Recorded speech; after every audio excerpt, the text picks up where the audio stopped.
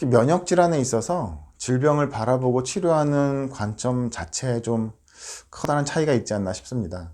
우선 현대의학에서는 모든 분들이 잘 알고 계시는 것처럼 우선적으로 염증을 좀 가라앉히고 염증을 발생시키는 원인이 되는 그런 면역력 자체를 좀 떨어뜨려서 증상을 개선시킨과 동시에 더 이상 진행되는 것을 막는 것에 그 치료 포인트가 있죠.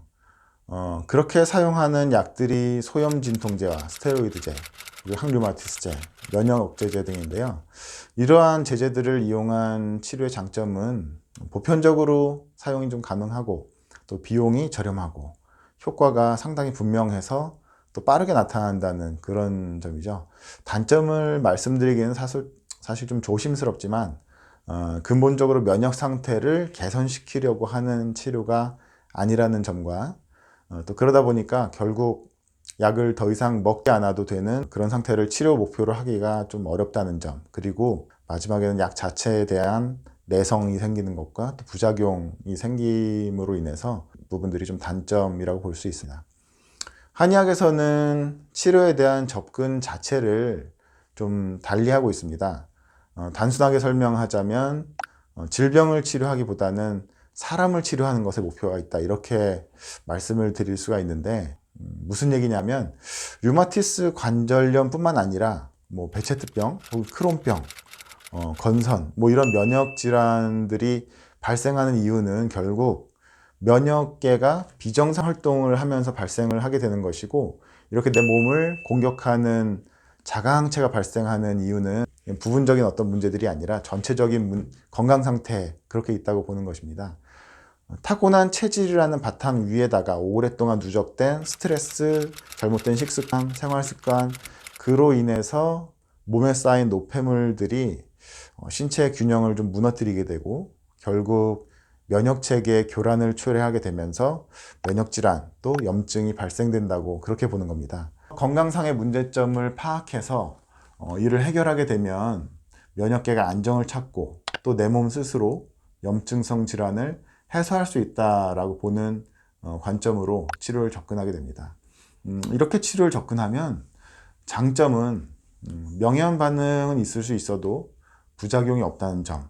만약에 이렇게 치료했는데 부작용이 있다면 치료 자체가 잘못된 거기 때문에 부작용은 거의 없다고 보셔도 되고요. 또 주 증상인 류마티스 등의 염증 해소뿐만 아니라 평소 불편을 느끼던 여러 가지 건강상의 문제들을 같이 치료할 수 있다는 점, 그리고 치료가 잘 이루어지게 되면 치료를 더 이상 중단해도 증세 발현이 더 이상 발생되지 않는 수준까지, 흔히 완전 관해라고도 얘기를 하는데요, 그런 수준까지 치료가 가능하다는 점입니다. 다만 단점은 치료 방법 자체가 좀 보편적이지 않습니다. 사람에 따라 그 체질이나 몸 상태를 정확하게 파악해서 그 상황에 맞는 약제들을 계속 뭐 질병이랑 상관없이 그런 부분을 파악해서 약을 써야 되기 때문에 치료의 성패 자체가 그런 질병과 사람을 파악하는 한의사의 능력에 의존하는 부분이 너무 크다는 점, 이게 사실 큰 단점이고요.